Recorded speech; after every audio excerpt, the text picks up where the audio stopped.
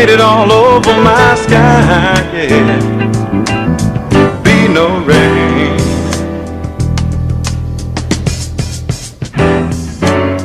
Be no rain.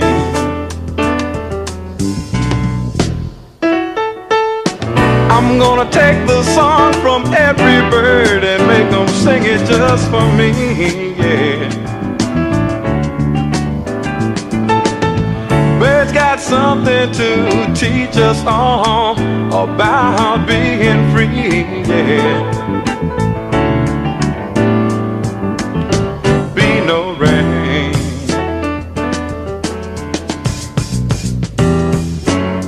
Be no rain.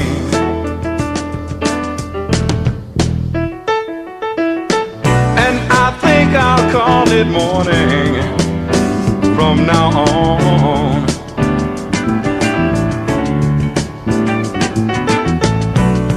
Why should I survive on sadness and tell myself I've got to be alone? Why should I subscribe to this world's madness, knowing that I've got to live on? Knowing that I've got to live on. Knowing that I've got to live on. Yeah, I think I'll call it morning from now on.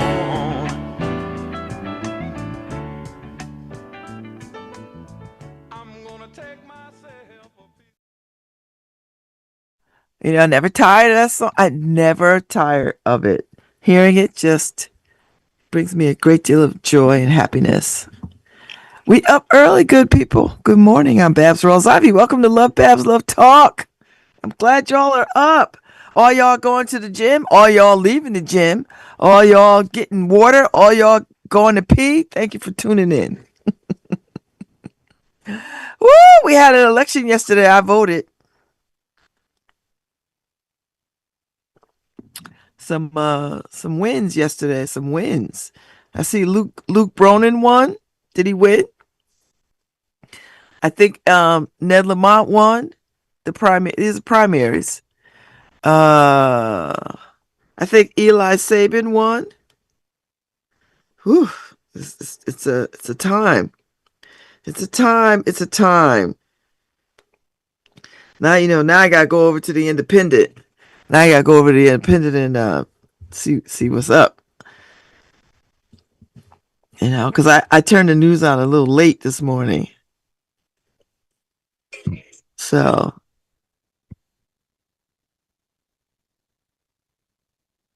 I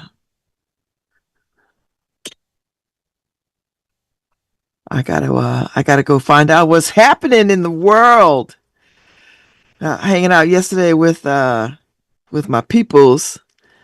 Ian finally came by and hung out with his girlfriends, me and Ife. He finally found some time to hang out with us, because he likes his girlfriends. So he hung out.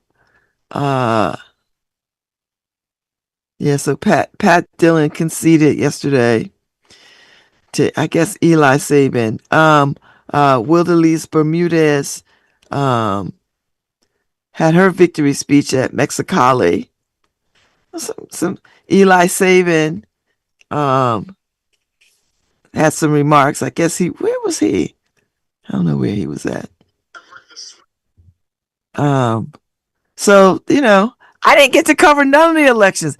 Nobody from the Independent called me to cover nothing, which is really fine because I wouldn't have been able to cover nothing anyway. But still, I like to be asked. They had a big race out there for the 97 district primary. So Leland Moore lost to Wildelise.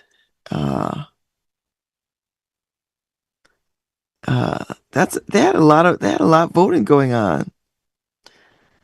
So yes. Bermudez defeats Moore. Saban defeats Dillon. Wow. I mean, this is a lot going on. So he had his party at Delaney's. Uh, I see the mayor is hanging out with Eli Saban. Uh-huh. Congratulations. I think I sent him a text. You know, Pat Dillon served honorably and well. And it's no easy thing to serve that long and to make that many friends and do all the good that she has done. So, listen. Uh, yeah. So, it's a lot going on. Lot. So I'm just reading the Laura Gillespie piece now. But anyway, here's what I'm gonna say. Congratulations to all the folks that won the primary. The work continues. The work begins, and you got to get out there and win, people. So you still, the election is coming. So I feel, I feel change is in the air. Feel it coming in the air tonight. Hold on. Hold on. Right?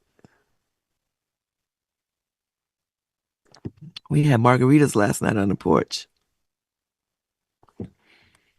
So yeah, so let me follow. So I went to see the gastroenterologist person yesterday. I tell you what she was going to tell me about this rare tumor that's sitting on my spleen. So she couldn't really tell me anything other than go back to your doctor and talk to your doctor and see what he want to do. And I was like, well, what do you think? And she was just giving me that deer in the headlights, like, um, you know, come back in 6 months after see what he says. I don't feel no kind of way about that. I mean, I feel some kind of way about that. I was like, lady, you're the damn gastroenterologist person or whatever it is you are. Like, why can't you just say, this is what I think and this is what you should do? Or not what you should do, but here's some thought. So now I gotta go back to my doctor and be like, and black women, we gotta be our best advocates because these mofos just be like, oh. So when I go back to him and he says, I said, well, she said wait 6 months, and uh, did she ask me? You don't have a history of lymphoma in your family, bitch. No, but that don't mean I can't be the first one. Like what? Oh, that just I don't know. I was just annoyed. I think because I had to race from Bridgeport to get to Woodbridge, and it wasn't a race. It was fine. I was finished in Bridgeport. So now I got to call my doctor. I'll call him later. I might already have a follow up appointment with him. But I was like, we're not playing this game. I'm going to talk to my doctor. And, I have to tell my doctor. And my doctor is an Indian cat. And he's been my doctor for 30 years, like a long time, since I was married. I'm like, listen, you see me, Dr. Kumar. I'm a black ass woman. The what needs to happen plays a little differently for black women. So let's listen. Don't treat me like you treat everybody else. Let's get into it. What should we be doing? That's where I'm at. That's where I'm at. I gotta be my own advocate. I can't mess around. Listen, I got a new grandjoy. I can't be messing around. I got stuff to do. I got to finish law school. I got all these things. Oh, so in a couple of weeks, I go see the robotic surgeon for the hysterectomy, and hear what her spiel is. Surgeons are happy to cut your ass up, but she's a robotic surgeon. So, and I'm fat, so which works for robotics because There's 4 incisions across your tummy, and that's fine. So, you know, so nothing is resolved yet. That's the point. I like things to get resolved. I don't like a wait and see attitude at all. I'm like, you see it, let's deal with it, get it. Let's go.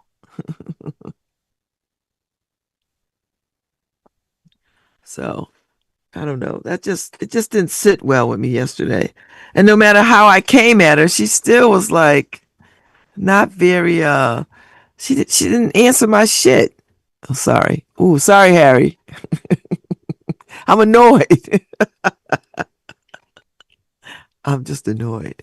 So I'll get back at it. I'm not, listen, I'm not gonna, I'm not gonna, start a fire where there should not be one. So I'm not, you know, uh, she's a good doctor. I have my next colonoscopy on 2029. It's already scheduled for January 2029. Cause now I gotta have a colonoscopy every 5 years. Cause I had polyps and they removed them. Because if they didn't remove them, they would have become cancer. That's why a colonoscopy is a big deal. I'm not like most people that get all bent out of shape about a colonoscopy. Just get it done. And let me tell you something about a colonoscopy. Whatever that drug is that they put you on, I think it's fentanyl. No, propofol, whatever it is, whatever killed Michael Jackson. Listen, the best sleep I've ever had in my life was the 2 colonoscopies I've had 10 years apart. So I'm I don't understand. I look at people when they get all they don't want to do the prep, they don't want to do any of the stuff. I was like, first of all, no time in your life is your colon gonna be this clean if you do that prep. You do the prep, your colon will be clean. People just like to complain because they can complain. So you get the prep done. Oh, I don't like to drink this. Oh, I don't like. Shut up and save your life. That's how I see this. I'm saving my own life. It can't get any easier than that, except for the whiners about wearing a mask during COVID. You don't want to wear a mask. You can't make me. Then die. That's it. Just die. They telling you that this is how this gets in you through your nasal cavity in your mouth. And the simple thing to save your life, you don't want to do. But if you get COVID and you can't fight it off in your body, guess what happens to you? You die. You got to get on the machine of last resort. And for some people, that does not help. You're going to die. I never understood these people whining and carrying on so. Yeah, you don't have the right to tell me what to do. Okay, die. Do you see those refrigerated trucks parked all along the streets? You know what's in there? Bodies of people who did not expect to die this early. And here you are, standing in people's faces, whining about a damn mask. And at the early days of the pandemic, I had really cool masks. I had all kinds of cool. I had my sorority mask. I had bling mask. I had all kinds of masks. And then I had masks that you could put inserts in, filters. So I was fine. I was not mad about a mask. I had masks that matched outfits. I don't understand these people. The one thing you could do to save your damn life, you complaining? Simple. Wear a mask. That's all they ask you to do. And people are like, oh, that level of ignorance and privilege is astounding to me. Astounding. Oh, now this is how I think they should have played this thing.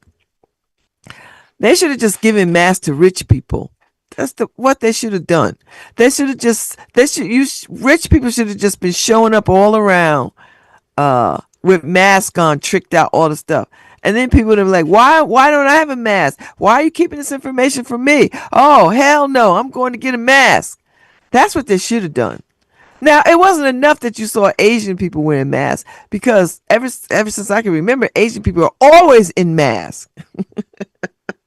For me, I just thought it was air pollution, the quality of the air.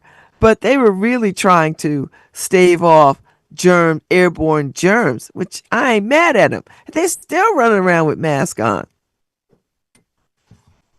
Just saying. That's what they should have done. They should have just said, rich people should have just started showing up all over town with masks on, you know, and people would have been pissed off. They would have been pissed off.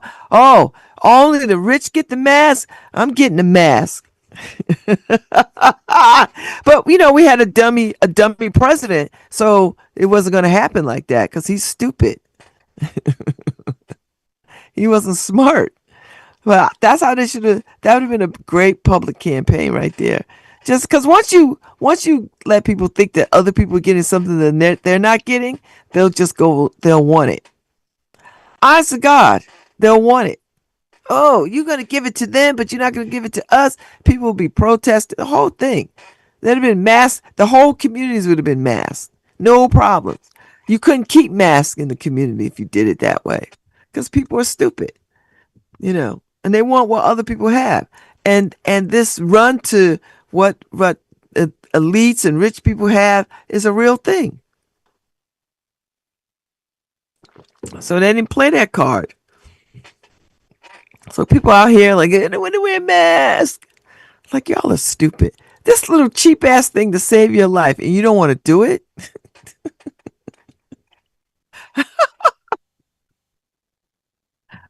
That's all it takes. A mask to save your life. Literally to save your life. And what do you do? Anyway, my rights, my rights. Okay. All right. Go ahead with your rights. Go ahead with your rights. Go ahead. Yeah. So they trying to drag. I said that the other week, dragging Fauci in front of some. He's already been pardoned. So this is just an exercise in stupidity. He's already pardoned. He's got a pardon across all lines. So they want to hold him in contempt. Hold your president in contempt. He ain't raped nobody. He damn sure didn't rape children. You got a dumbass president sitting up there talking about, I think bleach will clear this up. No, but they all silent on that. They want to talk to Fauci because they wanted to. Listen, it's just a tool of mass distraction. The Republicans are masters at tools of mass distraction. Let me just throw this out here. wait, wait. What got me was we're gonna turn the UFO files open. We gonna open up the UFO files because that's a thing, and people want to know what the government has been holding, and they was doing anything and everything they can not to release them Epstein files. Now they're out there. They've released some more. I don't know if they released all of them, but they put them out there, and they're hoping that people won't pay attention. And them dummies, them Trump supporters, they're just stupid. I don't care. Why is this is what I heard. I swear to God. Why is sex with children illegal?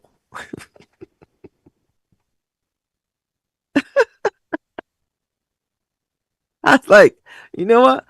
You know what? Where's Harriet Tubman when you need her? Because that statement right there required a bang bang. Swear to God. People are crazy. These people are crazy, crazy, crazy, crazy, crazy, crazy, crazy. Why is that bad? Okay. All right.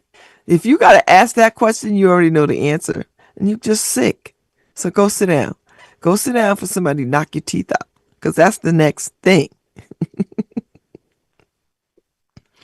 So listen. Anyway, I got a good guest coming on this morning. I got let's see.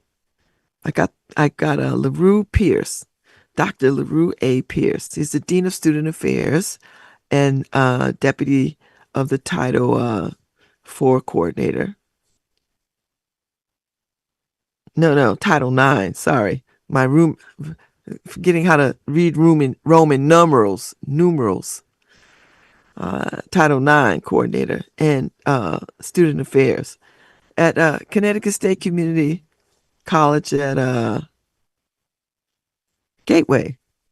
So he's my guest this morning. So I'm gonna talk to him at 7:10. He's coming out at 7:10, and we're gonna talk about what's going on at Gateway. What's happening at community college level in the state of Connecticut. And I'm gonna ask him. Did he go to the conclave? Because he's a Q. Like, did you go to the were you out there jumping around with the bros? I was like, I'll get that started. Like, before we even get started, were you with the bros? He'd probably tell me, no, Babz. Some of us got to stay in town and work. I run a community college. I got to work. So yeah. So he'll be on at 7:10. We'll have a lovely conversation about the work that he does, the impact of community college, particularly Gateway, and that kind of thing. So I'm looking forward to having a summer guest in the house up early. A summer guest up early with on LoveBabz LoveTalk. So I'm happy about that. It'd be a good conversation. So yes, you're right. Trump. My sister's texting me from New Jersey. She's always like, giving me some thoughts. Trump administration trying to roll back a lot of the Title IX provisions. What are they not trying to roll back? You know what they're trying to do? They're trying to get everybody in the fields. Swing low, sweet chariot, coming for to carry me home. Swing low, sweet chariot, coming for to carry me home. I looked over Jordan, and what did I see? A band of angels coming after me. We all gonna be singing Negro spirituals. I'll be right back. We'll talk some more. I'll be back with Dr. Pierce. I'm a true believer that if you get anything out of life, you got to put up with the toils and strife. Now listen. You're pushing my love a little bit too far. I don't think you know how blessed you are. And your friend Annie Mae tell you all she see. Have you ever thought she was trying to get close to me? Yeah.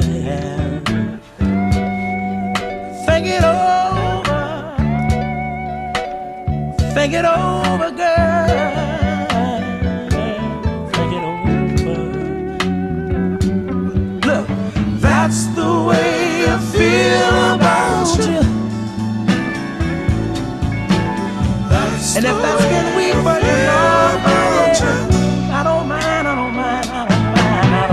That's the way I feel about you. Ooh, that's the way I feel about you.